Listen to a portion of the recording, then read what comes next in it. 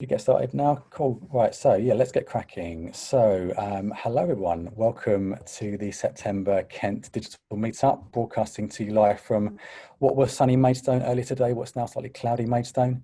For those of you who don't know me, I'm Rich Dean. I'm the founder and creative director of Supersonic Playground. So we are a WordPress web design and development agency based here in Maidstone Town Centre. We work with various business owners, charities and marketing managers across the South East in London to help them get the most from their digital presence. In the wings, as you've probably all met and noticed, we have Chantel, who's our lovely marketing executive. So Chantel's going to be working with me to make sure the KDMs run smoothly. It is our first time running one, so please bear with us in case there are any hiccups, but we'll do our best. So we're not really here to promote Supersonic Playground though. We enjoy being part of the bigger, broader, wider Kent digital network. We love learning new things. We love helping people to learn new things, meet new people, create connections, and help people generally get the best out of digital. So we're going to be running the Maidstone KDM moving forwards. But as you probably all know, we have Aaron and the guys at 6.2 who run the Ashford KDM. We have Joe and Carl, you may have met from Clockwork Moggy, who run the Medway KDM. In normal times, they're actually out in physical locations, but now we're kind of taking it in terms to run it. Hats off to those guys. They all do a really fantastic job running the KDMs and making them what they are. We like to think that each KDM has its own style and uniqueness, and hopefully we can put a bit of a spin, a good positive spin on the Maidstone one. So each of these meetings are going to have two key speakers. In this session, so today I'm going to be speaking about how to improve your e-commerce website. We've been speaking about e-commerce a moment ago. And then I'm going to be followed by the amazing Becky Sims from Reflect Digital, who's going to be sharing some of her tips to ensure e-commerce brands have a good post-COVID strategy in place. We'll be hearing from Becky a little bit later on this evening. Each presentation is going to last for about 30 minutes, and that'll include questions. And we are quite keen to keep timings as they are, because we know, your time is precious. If you have any questions, please add it to the chat box, and then we can work through those at the end of each presentation. We're going to have a short break about halfway through as well, so you can all stretch your legs, get up and have some drinks, etc., in the comfort of your own homes or offices, wherever you are. If for any reason that you do need to leave the meeting, the presentation, don't worry. If you need to leave halfway through, please feel free to do so. Just drop us a message in the chat just to let us know that you've headed off, but that's absolutely fine. And just lastly, we'd be really interested to get your feedback, and for you to let us know how you think the KDMs are going, just so we can improve them in the future. We've got a survey, so we'd be really grateful if you could take the time to fill that in. Chantel will send that round, and Chantel will also be sharing links about the presentations throughout the meeting. So I am going to jump straight into my presentation, which is how to improve your e-commerce website. Just to sort of cover off, this is a kind of a condensed 20-minute version of an ebook that we've got on our website. There's quite a lot of information, there's quite a lot of facts and statistics and stuff that's in that ebook. I'd be doing a bit of a disservice if I said I could squeeze it all into this 20-minute session. So I'm going to try and do as best as I can. But if you want more detail, don't worry if you miss anything. I'm probably going to speak a little bit quickly, hopefully not too quickly. But if you do miss anything, don't worry. There's the bit.ly link to the ebook. Chantel will share that too, so you can get more information about how to improve your e-commerce website after the presentation. So what we're going to cover: Section 1, trust and transparency. Section 2, creating a seamless user experience or UX. And Section 3, how to continually improve your e-commerce website. Just a little bit of a cover off though. As we kind of said earlier before the meeting started, the e-commerce landscape has massively evolved and dramatically evolved, particularly over the last decade, but particularly this year. I think a lot of experts are saying that COVID-19 has basically accelerated the acceptance of digital services and e-commerce probably by about 5 to 7 years. A lot of people are averaging. We've all heard the stories about people who have never bought online, never used video conferencing, and have kind of been thrown in at the deep end and have kind of now picked up really easily. We like to think, because we do quite a lot of e-commerce websites at Supersonic Playground, for us, a successful e-commerce website is about giving visitors enough information to make an informed purchase, while also instilling a sense of urgency so they buy from you and not a competitor. If you think about the real world, you have physical barriers. If you're shopping in a shopping centre, you might see something in one shop. There's a physical barrier. You have to make the effort to go and visit other shops if you want to shop around and find a like-for-like purchase. Online, those barriers barriers just don't exist. If someone finds something on a website, they only have to open a new tab in their browser to try and search around and find it elsewhere. So there aren't so many physical barriers, but there are other barriers, particularly what we call friction, which is basically anything on your website that might detract or stop a user from buying your product. So for us, improving e-commerce is about reducing friction by optimizing the user experience and removing those barriers. So we're going to talk a little bit more about that in the session today. So section 1, trust and transparency. So this is about the trust signals, considerations, things you could put on your website that basically help users trust you and trust your business. I'm going to kind of top level over these. I'm going to sort of breeze through them. So some of the stuff that's kind of obvious you might know of, things like SSL certificate is pretty basic, pretty obvious these days, but making sure that your website is HTTPS, making sure you have the padlock in the URL bar, it's a small but important thing to a lot of users. Reviews, testimonials, and other forms of social proof. So any good stories you've had from serving other customers, anything that's going to help current customers think, yeah, you know, they did a good job for those previous customers, they'll do a good job for me. Making sure your contact information is all over your e-commerce website. We like to say you can never have too many points of contact on an e-commerce website, mainly because it doesn't matter what the demographic is, every individual, every customer has their own preference about how they best like to communicate. Some people will want to pick up a phone, some people will be happy to blast off an email or fill in a contact form, others will want live chat. So the more contact information and contact details you have on your e-commerce website, the better. And then also things like payment icons. So really reassure people if you use PayPal, Visa, MasterCard, Stripe, Apple Pay, Google Pay, whichever payment providers you use, have it on the website so it's really obvious that you're using trusted, safe payment providers. Because ultimately what you're trying to do with people is convince them that it's safe for them to spend their money on your website and that they can trust you. Branding itself is quite an important one. People actually neglect branding in and of itself, but actually creating a strong brand and a trusted brand is a really key way to build trust. We've actually had clients who've said actually just from rebranding their website, it's helped to improve their sales, improve their revenue, improve their bottom line. A little visual thing here, what we call a USP bar, unique selling point bar. So these are kind of things that can make or break a sale, but they're also quite important. So little things like free delivery, free next day delivery, free returns, safe and secure checkouts, credit card, debit card, PayPal accepted, small but subtle things that can help users feel a bit more reassured about using your website. Look at the checkout process. So little things that are subtle but can break trust. So if you have discounts, make sure, if you can, make sure they're applied automatically. Don't dangle a carrot of a discount and then expect the user to figure out how to apply it, because it can frustrate and damage that trust they have in you. Be upfront about your costs. You know, don't wait till the checkouts to add on delivery costs and VAT costs. Make sure it's really clear, if you can, as part of the purchase process. Little things, if you can, like purchase process indicators. How far through the process are they? If it goes on and on and on with no indication, that can really frustrate people. And just one of my personal favorites, if you can, try and avoid people having to create an account on the website.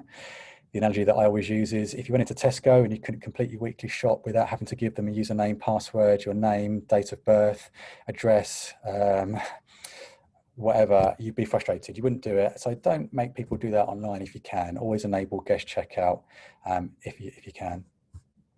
Make sure you have clear policies. So be clear about delivery and returns. Actually, probably two of the key factors when people look to buy online is A, how quickly can I get this? And B, can I return it if I don't like it? You might want to think about premium services. So companies like Amazon and even Wiggle, they do Amazon Prime, you pay for that service, but it gets you free next day delivery. Quite often people think that price is the most important thing, but actually if it's someone needs something urgently, they'll search based on how quickly they can get something versus how cheap it is. And they might pay more for something if they can get it quicker. So section 2, creating a seamless user experience. So this talks more about the design and the layout, the specific features and functionality you can add to your website or look to improve on your website. So again, it's all about removing that friction and those barriers from buying. So navigation and layout. So navigation structure for an e-commerce website is quite different to navigation structure for a service-based brochure website.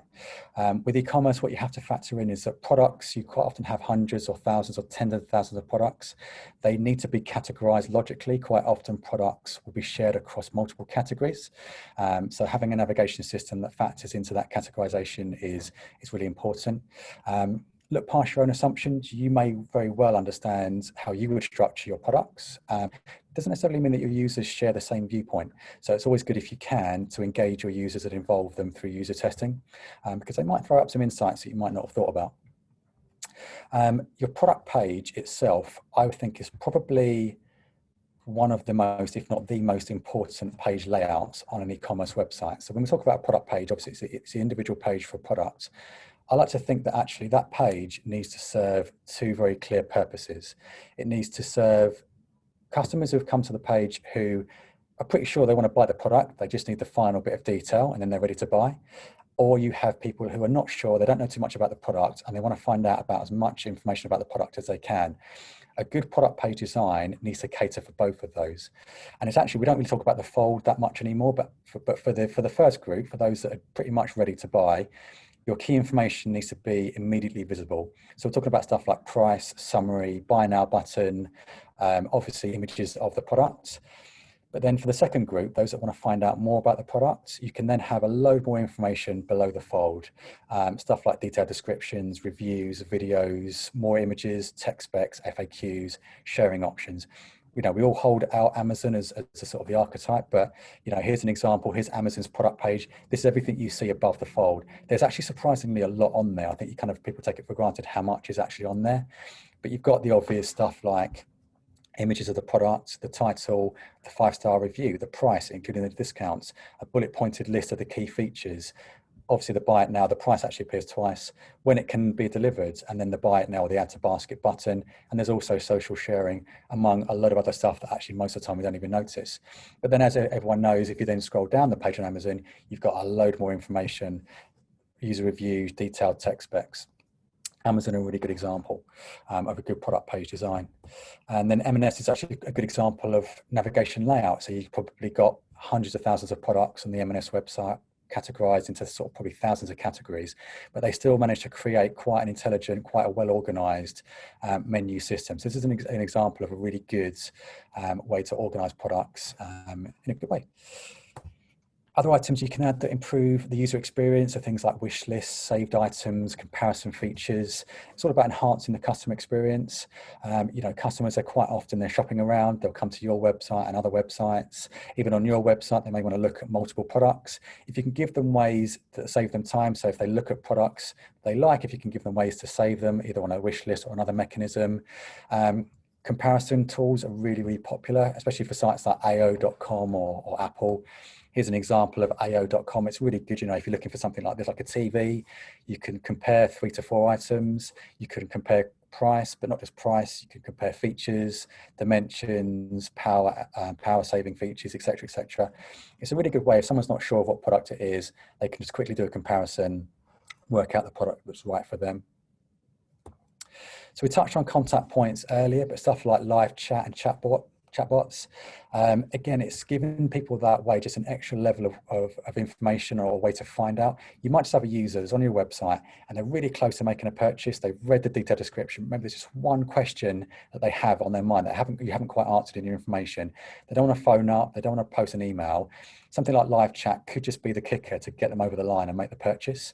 The really good thing is that actually this technology has become much more widespread, much more affordable. You know, live chat is pretty much de facto nowadays on most e-commerce websites. It's really affordable. Live chat subscriptions tend to range from around about sort of £10 to £15 per month with a third-party provider. If you use something like WordPress and WooCommerce like we do, you'll have a free plugin. They're really easy to install. Live Call is sort of an up-and-coming iteration of that. It's a bit more expensive. I think on average, Live Call is around about 50 to 60 quid. It's a similar mechanism. Chatbots, again, only 2 or 3 years ago, chatbots were the preserve of really high-end AI-focused developers who would charge you thousands and thousands of pounds for a chatbot, or they only use by people like Facebook. Actually, the technology has become much more affordable and much more widespread.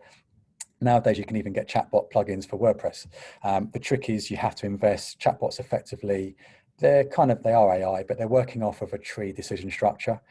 So if you can invest in bulking out that decision tree, what are all the questions people could ask, what are the potential answers, then they can provide quite a realistic experience. Probably one of the most important things to remember though is if you're going to think about chatbots or live chat, don't just do it as a box ticking exercise. Make sure it's something you can actually service. If you want to do live chat, make sure you've got the resources in house to do it properly. You know, the whole point of live chat is it's meant to be instant. If you haven't got someone that can answer the chat within a few seconds, ideally, it's probably not worth doing. So only do it if you've got the resources to do it. Only do chatbots if you've got the resources to properly bulk out the decision tree. Site speed, always a bit of a contentious one. So there is some really good research with Google. So if you can imagine, if a product page loaded in 1 second, if you increase that load time to 3 seconds, you've got a 32% higher chance of someone bouncing off and leaving that page. Okay, 32% is still quite a chunk, but it's not the end of the world. It kind of is, but it isn't. If you increase that from 1 second to 5 seconds, you've got a 90% chance of someone dropping off. So just from going from a product page loading in 1 second to a product page loading in 5 seconds, you've got 90% chance of losing that customer. It is always quite a balancing act, and quite often with clients we work with, we have to kind of say, actually, you know, you need to think realistically about it. Websites are constrained by physical resources, just like anything else. What I'm talking about here is a little bit kind of contradictory because a lot of these features add and improve to the user experience, so they can create a great user experience, but they do sometimes come at a cost. They all add extra weight to a website, they all add extra code. Sometimes you have to trade off and work out, well, all these features might be great, but if they're slowing the website down, is it worth it? You have to kind of look at the bigger picture. We always recommend investing in strong and high performance hosting. It quite often surprises us that a client or a business will spend maybe 10, 15, 20 grand on a new website, and then they want to host it on GoDaddy for 100 quid a year on their shared hosting platform. You're not going to get great results with that. Hosting such an important part of the infrastructure, we always kind of say, actually, this is a real kind of, cautious about saying this, but actually a real kind of broad estimate is you should probably spend roughly around about, if your website cost is going to last you, that cost of that website is going to last 2 to 3 years, you should probably spend per year maybe around about 5 to 10% of your website cost just on hosting, because it's such an important part of the overall infrastructure. So again, things like upselling and cross-selling. So these are really good ways to not only improve the customer experience, but also increase the average order value. And actually some of this stuff is quite default now on most e-commerce setups. If you're using something like WooCommerce out the box, some of this stuff is kind of baked in from the outset. But these are stuff like customers also bought or recommended products. Again, we take it for granted. There's often a little bit of confusion about which one is which. So upselling is basically items that can enhance a product. So the idea here is, so for example, if you're looking to buy a camera, you could upsell by recommending things like a tripod or a case or an SD card. Cross-selling is recommending similar items. So again, going back to the camera analogy, if you're buying a Canon PowerShot digital camera, you might cross-sell a Sony CyberShot and a Nikon Coolpix. Again, you might not be doing that on your e-commerce website. Hopefully you are. If not, there's a little bit of a lead on there. Stuff like filtering and self-selection tools. So kind of filtering itself has been around for quite a while now, but we're starting to see some really nice new ways of filtering and self-selection that actually look and work quite different, but they're basically the same premise. I'm actually going to skip through to the screenshots because I think they actually give a better insight. So ASOS is kind of the granddaddy of filtering. You know, people always hold out ASOS has been a really good example. They've done it for years. The classic filter bar. If you're on ASOS and you're shopping for shoes, you can filter down by color, by brand, by size. That's a classic default filtering. You'll probably see that on most e-commerce websites these days, but it still works so well. So in the newer models though, PodPoint, for example, they sell electric car charging points. This is a really nice tool on their website. You go on, you choose the electric car that you've purchased, and then it kind of asks you questions. It drip feeds the information and then shows you products based on the questions you answer. So it still works the same way. You're still basically filtering products. It's the other way around. Whereas the traditional filter shows you everything to start off with and then lets you drill down to the products that are right for you. These more modern self-selection tools, they'll start with nothing, ask you questions and are filtering, and then they show you the results, but just the results that are right for you. And it feels like a much more personal, tailored experience. Predictive search, we see this on stuff like Google for years, but actually it's becoming more commonplace. You start typing in the search bar and it starts to pre-populate the products it thinks you want based on what you're typing. Again, it's another time saver. It's a nice user experience. It just helps customers get to the products that little bit quicker. And then we've all used car builder websites, car dealer websites that have got these builders, build your car, go onto IKEA, build your kitchen. Again, you might not think about it, but it is still an e-commerce self-selection tool. You can probably tell what car I'd like to buy. Cart abandonment, sorry, continuous improvement. So section 3. So now we're talking about once your website is launched, what do you do? What do you do to make sure it's current? How do you monitor it? We always like to say that actually a website isn't ever really finished. It's always, there's always room for improvement. There's always new user behaviors that take place. There's always improvements in technology. So how do you make sure that you're always keeping your website fresh and modern and ahead of the curve? Cart abandonment, we toyed whether this should go into user experience or continuing improvement. It feels to me like a continuing improvement is such a great mechanism. So if you're not using cart abandonment in your e-commerce platform, it's definitely worth thinking about it. The premise being that a customer comes to your website, they maybe look around your website, maybe add an item to their basket, but then they leave. Well, if they're logged in as a user, and they do need to be logged in as a user, or most of the time, if you know who they are, you can send a little reminder, maybe half an hour later, just saying, oh, by the way, you've still got these items in your cart, don't forget about them. And that's actually, it's worked on me before. I've forgotten about things. There's some research that actually says that of those alerts that go out, around about 25% actually go back and it ends in a converted purchase, which is pretty good numbers for a product or purchase that might have been abandoned. This is an example here. I was looking at mountain bikes on Wiggle, and that wasn't even my car. I was logged in. I went away, and because I was logged in, I'm a member at Wiggle. It recognised that. It sent me out a nice reminder, and it could have just tipped me over the edge. So collecting feedback. This is really important. So feedback directly, but also feedback and research in terms of how people are using your website. It's a given nowadays that most people use Google Analytics, but if you've not used Hotjar before, it's probably worth using Hotjar. It's more of a UX and visual focused tool. It enables you to record things like heat maps and funnels and actually record people using your website. Look at tools like FIFO and Google Reviews to collect actual customer reviews from people, from your customers. Look at investing in net promoter scoring for customer satisfaction. You can do this via tools like FIFO. Once you've collected all this feedback, once you've gained these positive, hopefully 5-star or 4-star reviews or feedback from your customers, the important thing is make sure you act on it. If customers have taken the time to voice their opinions and want to let you know how to make your service better, don't just ignore it, make sure you act on it. Put together a roadmap of ideas, communicate it. If you've got regular users, communicate it on how you're going to improve your service moving forward, and also let customers know once that's actually happened. So that brings this presentation to a fairly swift conclusion. I know that I talked quite quickly because there's quite a lot in there, so apologies if I did rush it. I guess if I was to summarize, we like to think of, again, the key to a successful e-commerce website is transparency, honesty, continual improvement. It's about building trust. It's about convincing people that their money is safe. They can trust you, that you're going to do a good job. Collect ideas, collect feedback, always look to build a roadmap of improvements. And if you kind of build all this stuff, there's no reason why your online shop couldn't really perform into the future. So QA session, right. Chantel, how do you want to do this? Yeah, we've not had, there's been lots of chat in the chat box, but if people want to unmute themselves and we can kind of have a bit of a discussion, as long as 21 people don't start trying to talk at the same time, then that would be fine.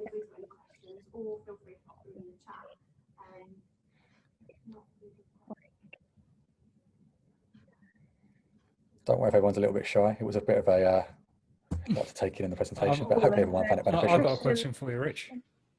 Yeah, go for it, David. So what's your view on a soft selling button like learn more versus a hard selling button like buy now? Which would you prefer to use?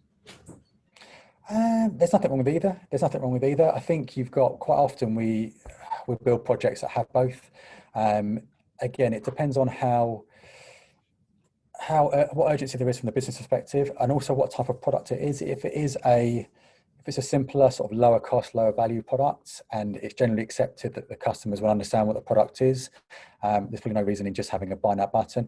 Probably the bigger or more complex or unknown the product is, it's probably worth, if you can educate as well at the same time. Certainly it's about, you wouldn't want to risk losing the sale just because the customer didn't think they had some kind of, They wanted to engage in a conversation first. So if they can get any kind of, I mean, we quite often say actually it's always worth offering a try before you buy. If you can offer a demo or kind of like a walkthrough of a product, that's a good way to generate a conversion. There's a question in the chat box as well from Glenn Ticehurst saying, how would you recommend balancing driving the sale in the digital space versus driving offline performance, i.e. omnichannel? If you'd like to rehear that, it's in the chat. Cool. So say that again, Chantal, I didn't catch that last bit. Apologies, guys. So how would you recommend balancing driving the sale in the digital space versus driving offline performance, i.e. omnichannel? Yeah, it's a very good shout. I mean, there's lots of ways to think about that. So your website being the main destination for e-commerce, possibly. In terms of just omni-channel, obviously things like Instagram, selling through Instagram and other social channels has become very popular. So actually it might be that if your website is not necessarily the main point of transaction, it might be that actually you can extend the website out into other social channels and sell online through other social channels, particularly offline. I would still say there's still a value. You know, this isn't to say that offline is dead, far from it.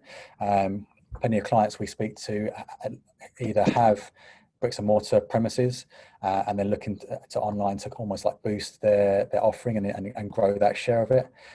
Quite often tying up the online to the offline is quite key.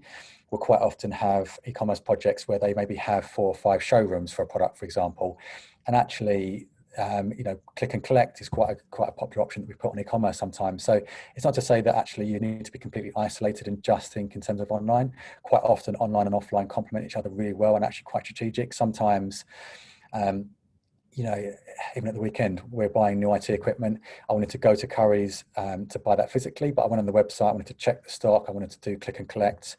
And quite often, especially with clothes shopping as well, probably one of the biggest concerns has always been, what if I try it on and it doesn't fit? You know, if I can buy it online, get it delivered really quickly, and maybe then take it back to the physical shop in my own time when I have the chance. So hopefully that answers that question, I think. Cool. Yeah, there was a couple of other questions. Elaine, you said any advice for services, please. Would you mind just expanding on that? If you wanted to unmute yourself, you can do. Yeah, I'm muted actually.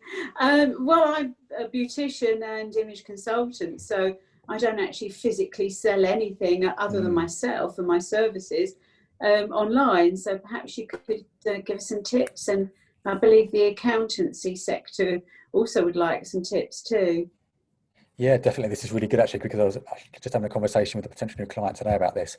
It's really interesting because when people think about e-commerce, they just tend to think about traditional kind of selling a physical product, as you just said there. But the great thing about e-commerce platforms these days, you know, our preference is obviously WooCommerce and WordPress, but you've got Shopify, you've got Magento, you've got BigCommerce, there are plenty of other platforms out there. But actually those, as long as you think about you're just selling something, it can be extended so broadly. So the client I'm talking to today is talking about they install security for vans. So part of it actually, he's looking to sell those products online, but they're still a physical, they will go out, their fitters will go out to those vans and fit the security products.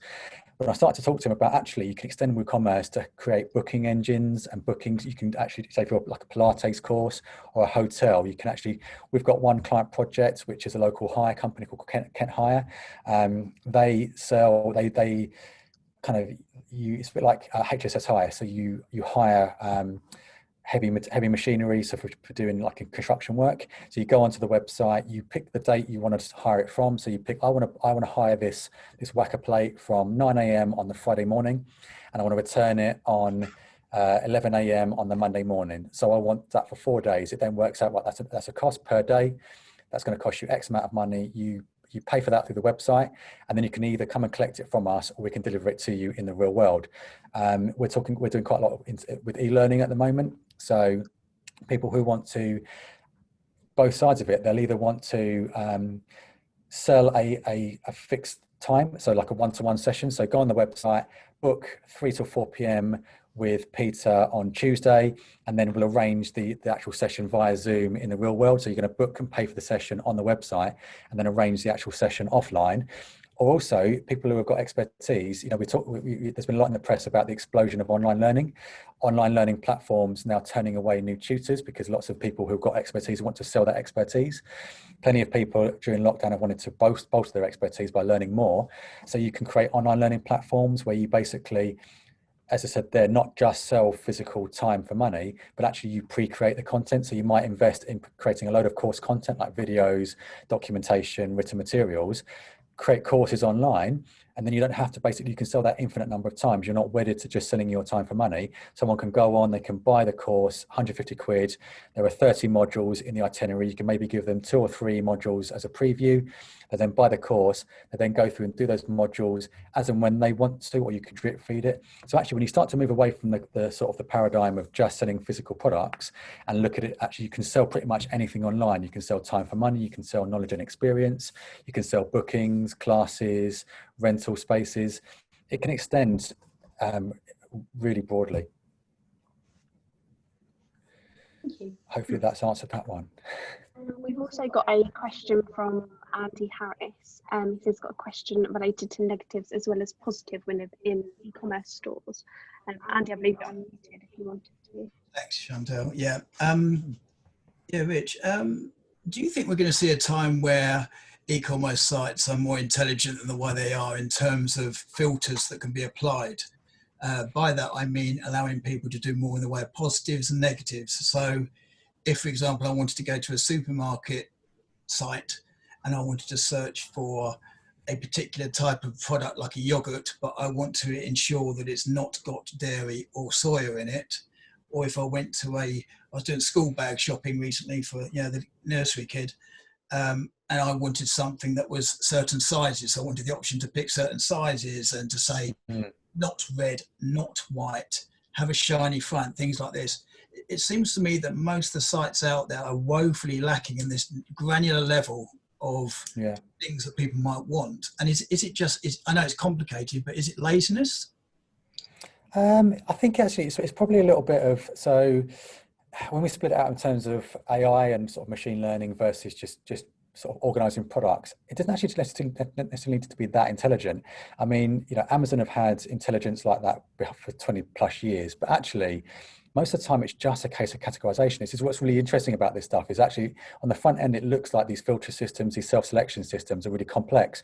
Actually, it just comes down to filtering. And we're even working with client projects at the moment who are doing exactly that. They're starting to now filter their products by their green credentials, whether they're made from recyclable packaging.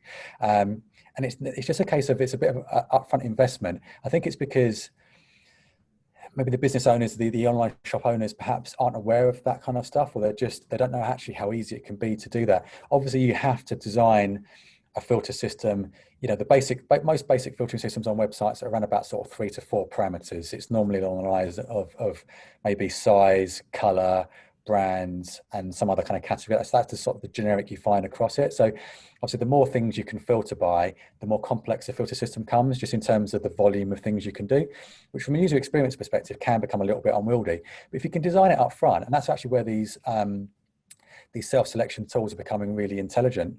Actually, they look intelligent, but really they're just another way of filtering. So actually, there doesn't necessarily need to be too much intelligence. The intelligence part of it comes more from kind of learning user behaviors.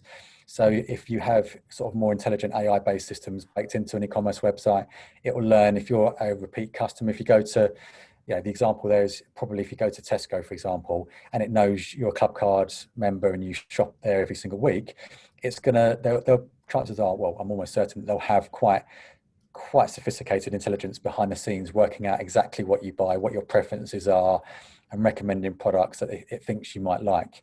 But even on the sort of more grassroots level of sort of your everyday e-commerce shop owner, that stuff can be achieved not to that level, but just from more intelligent and organized ways of filtering the products. Thank you. I'd love to see it, and I think Glenn's put a comment in there as well. Yeah. Terry. Yeah, Glenn, if you wanted to expand. Cool. Yeah. So I look after digital development and optimization for Waitrose. Cool. And so I can answer this. There's 2 really interesting factors at play. So the first is your underlying data. So you can only filter products by the data you've got set up. So sometimes it's not necessarily how how robust is like the UI front end on being able to mitigate. It's actually when the product was set up, did it have all of those fields present? So the first thing is actually making sure your products are set up with as much information as possible to facilitate whatever type of innovation you might want to deliver in the future. Supermarkets have really struggled because I can say with confidence, their back-end systems are decades old. And so they don't have the back-end data to get that down. And because they're doing thousands of products every month, every data point you want to add on incurs cost. And you don't always need a lot of that cost to deliver. You've got to balance in that friction to performance. It's just get diminishing returns on some of it. And then when it comes to AI, so this is obviously where I spend a bit more of my time looking forwards. So a lot of machine learning is really, really cool. And it's really about like, what does anybody know about you as a person? So a waitress has the My Waitress card and John Lewis card, and you can get stuff through payment as well as all your Google data. And it's anonymous but readily accessible. Understanding how you shop enables the machine to really drive performance. But a lot of the things that we're seeing is like segmentation. It might go, okay, we know that customers buy red wine by this grape. We know that you like this, and so this is what we'll always show you, right? So you could probably identify very quickly that you are or are not a gluten-free shopper based on the types of products that you purchase. But if you like default label someone with a segment, that means if they then go into shop for one of their friends who isn't gluten-free, or they have a change, it gets very numerable. So we're seeing this kind of constructive and destructive segmentation going on, which actually gets quite advanced. And you've got to balance against that one, the need of customers and people. We all love to have exactly what we wanted, but we don't want to feel like a website knows us too much. And you got to, and that's really, really difficult. Like Waitrose and John Lewis have a lot of trust, and we work super hard to maintain that trust that we've earned. But you can't go too invasive, even if you're knowing it super well. If you say someone, we think you're just about to run out of toilet roll, and they get that text literally as they're finishing off their last one, you could do that based on your shopping habits, but we never would, because that's probably going a bit too far. And so it's a real limitation. There's a lot more that can be done with technology that everybody isn't quite ready there to do, but that changes and changes. So Rich mentioned, we would absolutely agree that our maturity has moved forward 5 years. Tesco has gone from doing 600,000 orders a week to 1.4 million a week. So everything's changed, and therefore people will experience, and more people will experience, greater levels of AI innovation, which then as that moves forward, people will have greater trust in the technology, assuming the tech giants don't do something to really mess it up, which they're trying really hard to do. Yeah. That's really good, Glenn. Thank you so much for that contribution. That's fantastic. Really good to have an expert there that is really specialised in that space. Yeah, I think going back to the sort of the curve of how COVID-19 has accelerated, there's always kind of been this, some of you may have seen it, this kind of like the bell curve of adoption. It's like you've got the cutting edge people that are literally there right at the start of something, then you've got the early adopters, and then it becomes, you've got the kind of the mainstream, just everybody else, and then you've got the people who are kind of falling behind a little bit, haven't quite picked it up. And I think what COVID's kind of done is actually it's massively increased adoption from most people, but then it's just kind of brought those stragglers through who maybe haven't used online shopping, online delivery for their groceries, or haven't used Zoom or Hangouts for their video conferencing. So yeah, it's definitely, and even looking forward, I think a lot of people are saying, are we going to go back to the way things were before? Probably not. I think we've definitely probably had a massive peak with COVID. And I think as COVID tails off and things start to get back in, I don't think they're going to replace the real world. But I definitely think after COVID is kind of, whenever that's going to be, if ever, I think digital services and e-commerce will be stronger than they were before. But absolutely certain of it. Same as video conferencing, we'll be using those tools a lot more. Even if it will be dropping down from its peak in COVID in terms of the popularity, they'll still be way ahead of where they were before lockdown, before this came. Cool. Any last questions? I don't have a question as such, but it's a bit of a comment that I found. You mentioned the Amazon website as being quite a good one, and yet as a user and a non-techie, and I did sort of post some comments on the chat, I actually find the Amazon pages abysmal. That I find it really confusing and really it's too busy because you get like the RRP price, and then it gives you, I don't know, 13 secondhand or, you know, cheaper options, and then all of the writing underneath it and the various columns left and right. I generally avoid it like the plague. What's your sort of rationale for suggesting that it is quite a good page? So there's probably a couple of sides to this. So, I mean, I'm a designer, I'm a creative, and so visually, Amazon, eBay, even Google, they're not that visually engaging, they're not that creative, and they're not that, but you can't argue with the fact that Amazon's the biggest online retailer in the world. Jeff Bezos is the richest person in the world, I believe now. I'm actually just reading a really good book called The Everything Store, which is, it's most up to date it's basically Amazon and Bezos's autobiography. I forget the author, but it's a really good sort of business journalist, and it was written in about 2013, so it's about 7 years out of date, but it basically talks about when they started up, the early 2000s .com bubble burst, and then their growth, and then how the financial crisis 11-12 years ago massively accelerated them. It's a very honest book. They talk about a lot of the downsides with Amazon, a lot of the things they've done wrong, but you just cannot argue with the fact that, I mean, I'm the same. It's, you know, I don't intentionally do it, but if I'm looking to buy something, okay, you can't get everything on Amazon. And I know Amazon has been a bit flooded with, if you're looking for LED lights, you're going to get flooded with a load of cheap rubbish from all over the world. And there's been bad press about fake reviews and fake 5-star ratings. But the simple fact is, if I'm looking to buy something, I'll just go on Amazon and just buy it. And I've got Prime, so it comes, and it just becomes a convenient way of doing something. And I think they've just worked really hard, or not necessarily really hard, they've just been very, very clever and ruthless about how they've almost ingrained themselves into the fabric of online shopping. And it's just a system and a platform that just works so well. So you cannot argue with the numbers, whether you like, and you're right, there's a lot of clutter. And I think maybe it's because I use Amazon so much, I now ignore a lot of that clutter. You become familiarised with the layout, and you know what you're looking for, don't you? Because you mentioned eBay. Now, I'm an absolutely avid eBayer, and I find eBay, although it is a very different concept because that is auctioning rather than retail.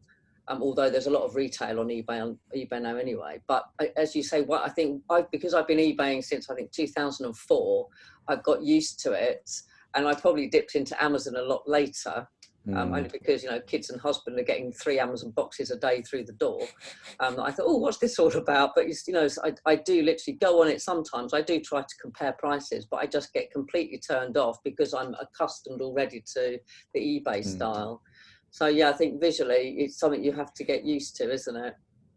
Yeah, they talk about eBay in that book, actually, about how they sort of competed with each other in the early days. But definitely recommend it. It's called the You can buy it on Amazon, funny enough. I'm conscious of time, so I know, Chantal, how are we doing for time? We need to be sort of winding things forward a little bit.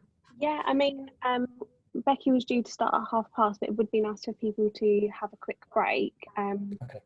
If everyone's okay, we can meet back here at about 35 past. It means we're only 5 minutes behind, if that suits everyone. All right, cool. I'm going to hand over to the amazing Becky Sims from Reflect Digital. Becky, over to you. What a lovely intro. Thank you, Rich. And thank you everyone for joining us on what is now a wet, horrible evening. It's started raining since we've been doing this. So nice that we're in the comfort of our homes and no travel to do afterwards. So I'm here today to talk about whether your e-commerce strategy could benefit from some post-COVID-19 therapy. It leads on perfectly from what Rich has been talking about, which is great. And there's some points that are just perfectly aligned. So that's going to be nice to just kind of back up what I'm saying. For those of you that don't know, I'm CEO and founder at Reflect Digital. We're a digital marketing agency and we specialise in search, so SEO and paid search, but then also building e-commerce sites, or we have a sweet spot at the moment for building kind of systems and things like that. So that's definitely a future play for us to continue on. And we're also part of the lab group. So some of what I'm going to talk about today is psychology based. So as part of the lab group, we've got a neuroscience team, and a lot of that plays into the work that we do. So just to give you a caveat there, I am not a psychologist. So if any questions get out of my depth, I will I'll definitely take your details down and follow up afterwards. But yeah, there's definitely some psychology in here. So without further ado, we get started, and any questions, just pop them in the chat for afterwards. That was a great discussion, so hope to have similar. So the world looks different today. Alongside the realities of the last 6 months, we've seen transformation, and it's been huge transformation.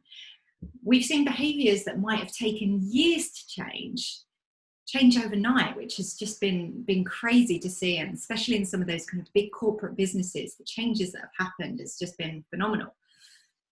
Now, some of these changes were welcome and have been really good things, and things that most of us would probably be hoping to keep and to not change back.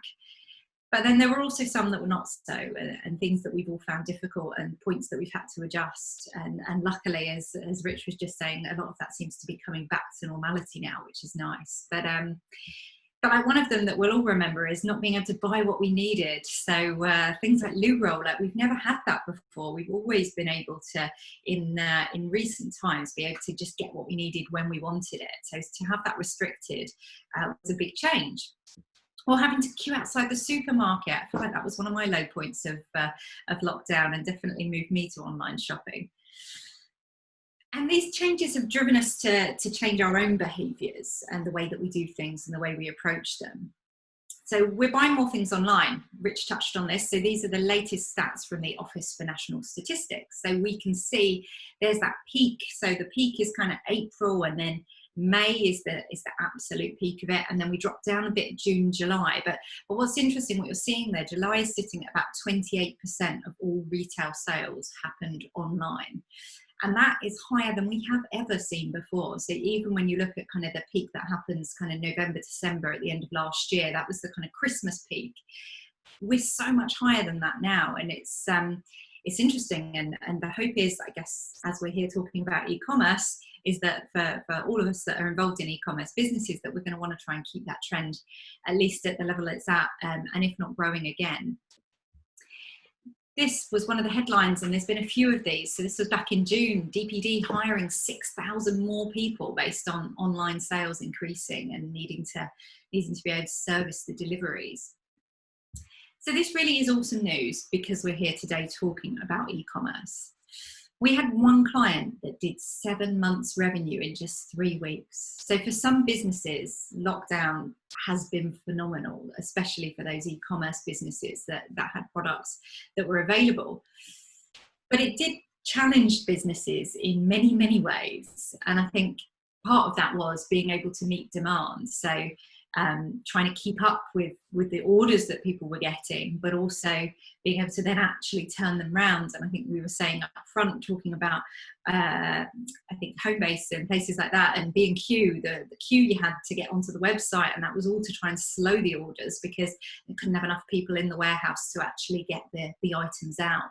But also we've had many customers that were dealing with stock issues, not being able to actually meet the demand that they were seeing. And then there was also weird changes in demand. We're just talking to a vitamin business, and they saw huge spikes when people started saying vitamin D might be helpful for fighting it. And suddenly they were completely out of stock on vitamin D and couldn't even meet their subscriptions that they needed to. So there's been so many challenges. But what I wanted to focus on today is, what does this new online buyer look for? And how can we make these changes stick? So looking at the psychology of that, and how can we try and keep these buyers as your new online buyers that buy from you regularly?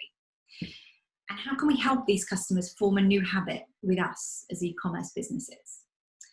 So we've been listening to what audiences are saying. Now we've got a tool, this is part of the lab group that we use, called comparative linguistic analysis. And it sounds really complicated, but it's not too complicated. What we can do here is we're able to take unstructured data. So we can scrape data from any source that allows us to do so. So the examples I'm going to show you in a minute all come from Twitter. So we can take that data and we can take as much of it as we want, unstructured, and we can compare. So we can compare in any way we want to. So we can compare in time periods. If it's data where we know, I don't know, male versus female, for example, we could use that as a way to compare. So anything that we know about the data, we can use. So we've taken this and we've been able to look at pre and post lockdown. and looking at kind of January and comparing it to March and April as the kind of height of lockdown. And one of the big trends that we saw is that we have a lot less to look forward to when you compare January to March and April. So in January, people were 4.5 times more likely to say that they couldn't wait to get paid, or that they couldn't wait for a date in the future, so a holiday or a surprise that was coming up or something in the future. And suddenly that all dropped off in lockdown because suddenly we didn't have things to look forward to. And what this did was it led to this kind of increase in demand for immediate gratification. So one of the reasons that online sales increased was because of not being able to go to the shops and certain shops being closed. But there was also this issue around some people had more disposable income, they weren't spending it in other ways. They also didn't have anything to look forward to. So they just had this need to, how can I give myself a lift? So ordering something that could be delivered tomorrow or even today with some of the, well, maybe not in lockdown, deliveries were a bit slower, but that knowing that you had something coming was really important. And then what we also looked at was language that people were using. And we found that lots of people were sharing their final straw across Twitter throughout lockdown. So what do I mean by that? This was people talking in a final type context. So for example, saying, I will never do something again, for example.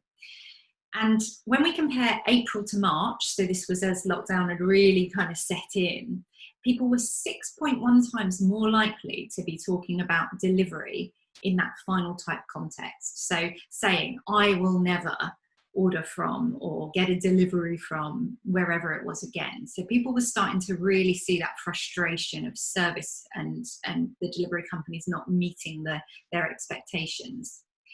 And then to go alongside this, the phrase customer service was used 1,252 times more during lockdown compared to pre-lockdown.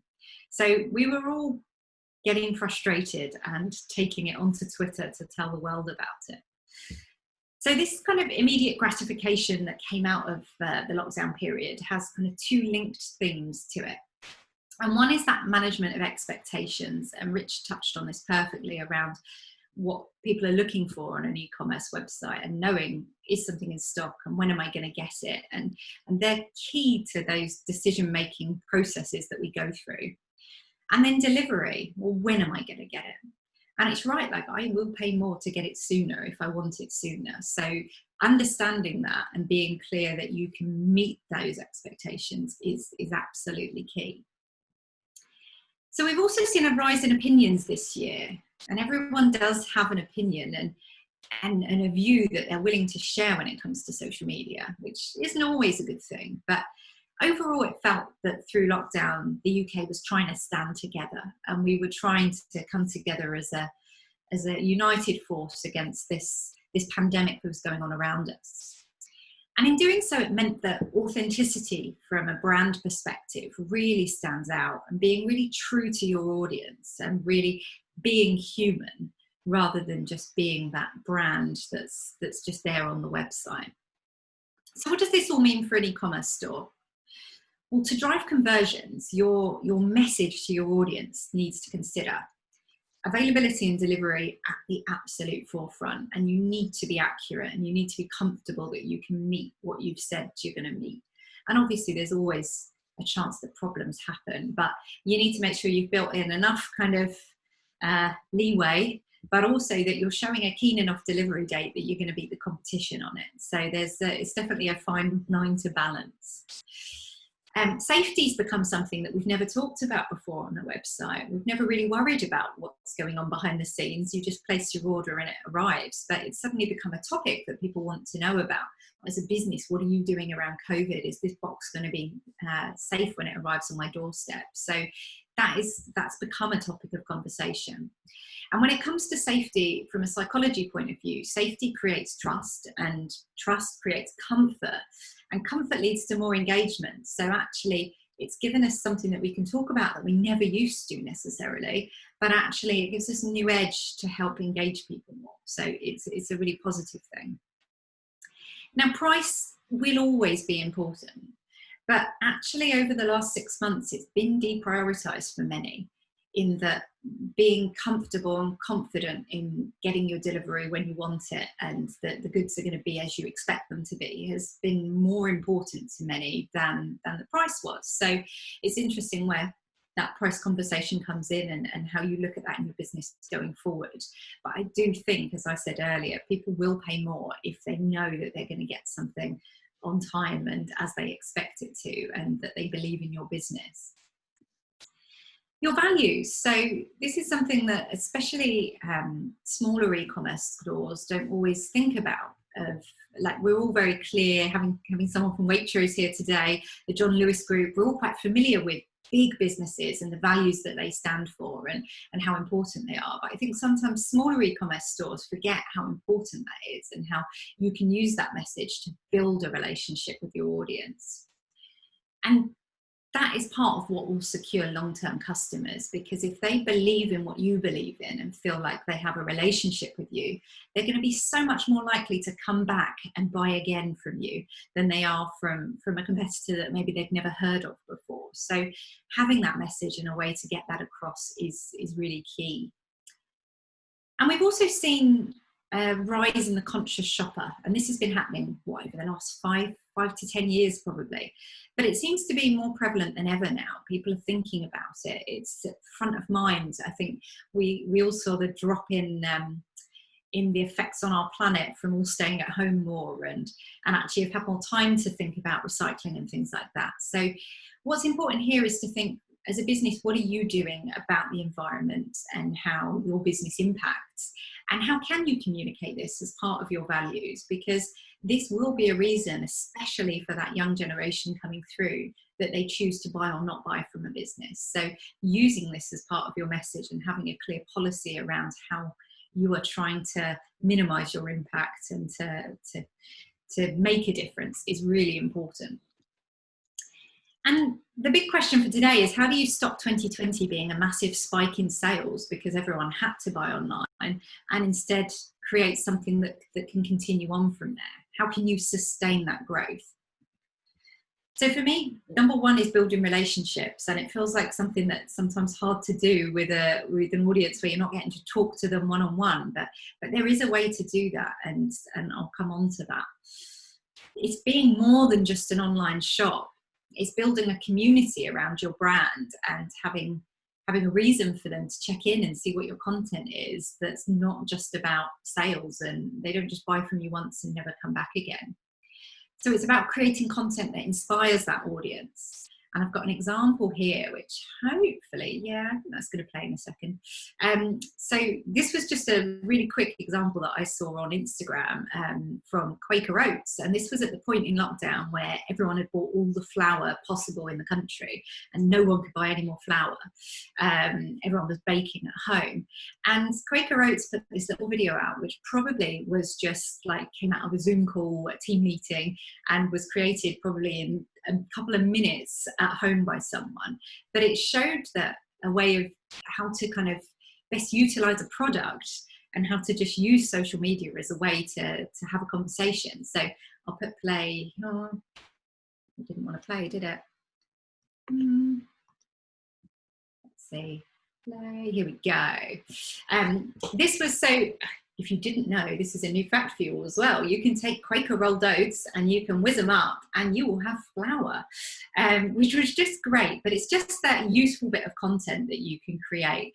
And it's thinking like you won't always have amazing quick little things that you can do like that, but thinking about your product range and your business and what it is that you do and you offer, and creating that helpful, useful content for your audience is what building relationships is all about, and having a reason for them to come back to you. So my number one piece of advice from today is to go away and look at your e-commerce business and do a gap analysis. So what do I mean by that? Take your online store and compare it to the physical alternative, and get a few people in the room. It doesn't matter if they work in your business or not, but people that know what shopping in a store is like and know what online is like. And just start to brainstorm it out. What is the difference? And literally think of everything you possibly can and get it down on paper as a comparison. And then what you can start to do is start to build out a strategy to capitalize on your benefits, because you're going to start to surface things there that maybe you've not thought about before, that especially thinking of your type of product and your niche that you work in. And from that, you'll start to create ideas. So for example, when it comes to a physical shop, they are limited by the size of their store. They can only stock enough stuff that they've got space to reasonably show. Well, this is the exciting bit about online. Your online business is limitless. Like you can keep growing it, but it comes with a caveat and something that you need to think about, that you need to make it easy for the user to then search and to filter. And obviously Rich has talked about this perfectly earlier today, but making it easy, and there's some great psychology theories around like how people digest content and how if we chunk things up into sections, it's going to make it easier. I think Rich mentioned the way Amazon does the kind of, you may also be interested in, but actually those types of things are really, really useful.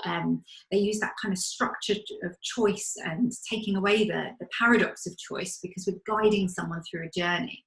So it's really important, if you stock a lot of products, to think about how you can make it easy to filter.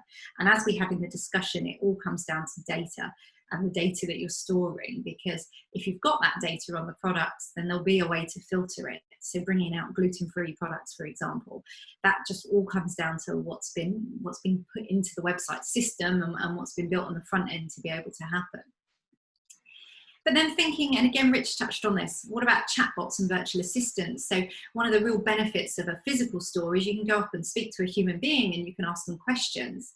But actually, if you get that right on your website, and using just live chat as well is an option, but I think what's key here is if you're using technology like chatbots and virtual assistants, is that you invest in something that's going to work well, because we've all used those ones where typing a message in twice and then you're done because it was just useless. But it's thinking about how might that work for your business.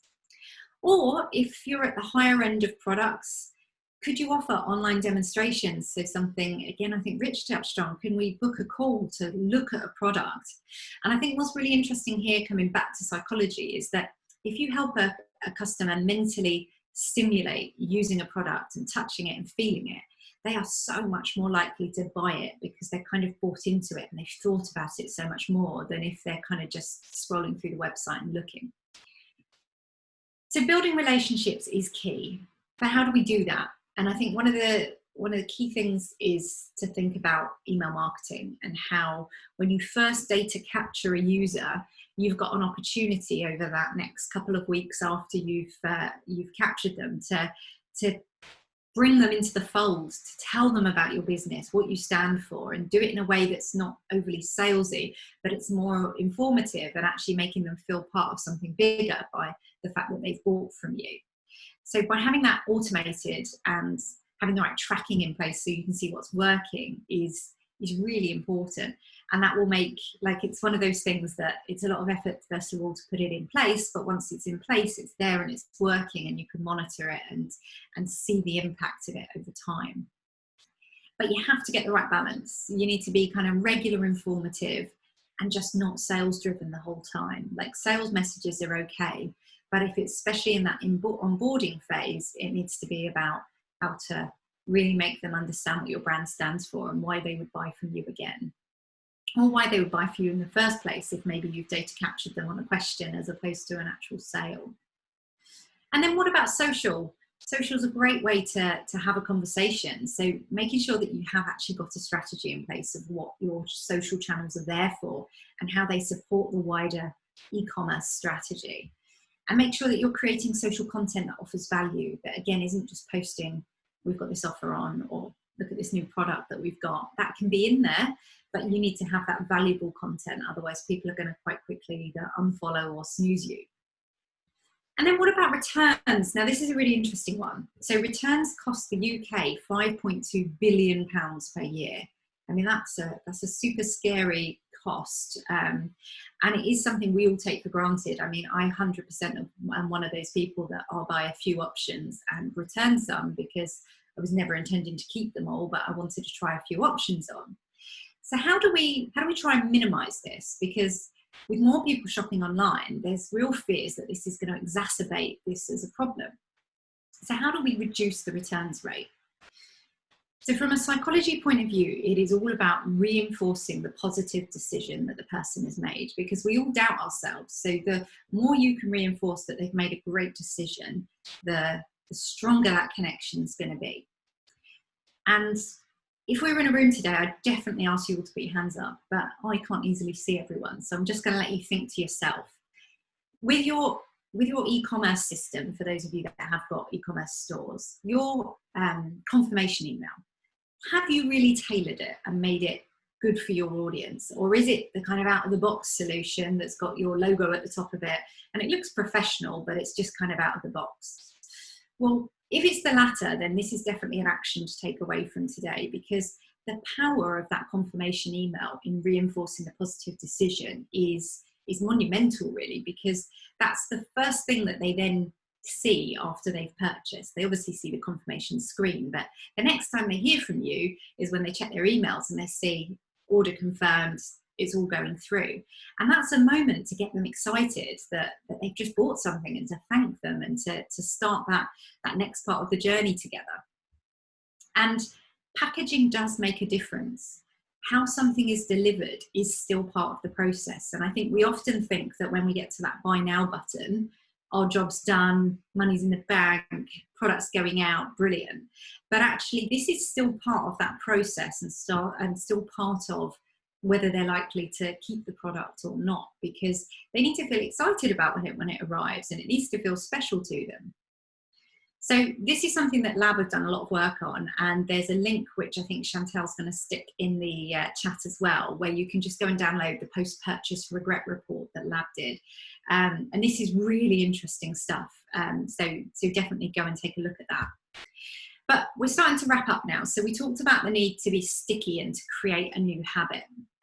So if we're thinking of habits, how long does it take to form a habit? Well, research that was done back in 2010 said that it's around 66 days, but it can be anything from as little as 18 up to about 254. So it wasn't overly conclusive in that sense, but they average at about 66 days.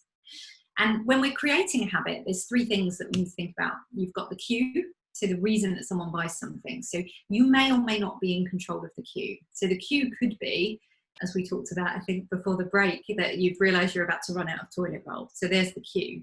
But the cue could also be that you're, I don't know, you sell plants online and it's coming up for autumn season. So you could be in charge of the cue by sending an email and helping customers realise what products they should be looking to buy. You've then got the behaviour. So in this case, it's coming to your online store and browsing and making the decision and making that purchase, which they need to enjoy. And then you've got the reward, which in this case is going to be that item being delivered on your doorstep that you're really happy about. And part of creating a habit is the memories that get formed and how we remember our experiences. And the thing that we remember the most out of anything across all time is when we get a peak of emotion. So we'll always remember when we've had it heightened either to kind of extreme happiness or extreme sadness, more so than just if it was an okay experience. So it's known as the peak end shift, for if anyone wants to go and read up on this afterwards. But what that means is that from an e-commerce perspective, we need to concentrate on making the whole experience positive from start to end, because if we have had any negative moments in there, the chances are, especially if it was something like frustration over I couldn't check whether my order had properly gone through or that it was going to be delivered when I expected it to be, that's going to be a really kind of heightened feeling emotionally. And therefore that's going to be what we remember, and that's going to be the bad bit and make them less likely to come back to us. So it's that whole experience. So here, as we wrap up, top 12 tips, and there at the end of this, there's a link that you can go and download a pack that kind of expands on these a little bit further. So get your data in order. Think about new customers, especially ones that you've onboarded over this last period, and think about how can you thank them for their support and start to build that relationship if you haven't done so already. Do the gap analysis and get creative with it. Really think about the difference between online and offline experiences, and really think about, from a usability, convenience and environment point of view, what you can bring to the forefront more, and think about the future and what technology you can use. And listen. This is really key. Listen to your audience. And if they're not telling you, then ask them. Find out what they like, what they don't like, or what they want. And make this a continual feedback loop. And think about also like the comparative linguistics we talked about. That's something that if anyone's interested, we can talk to you more about how we can take some of that data and do some of this analysis for you. Think about availability. Be clear and precise and do not overpromise. Make sure you get that fine line correct.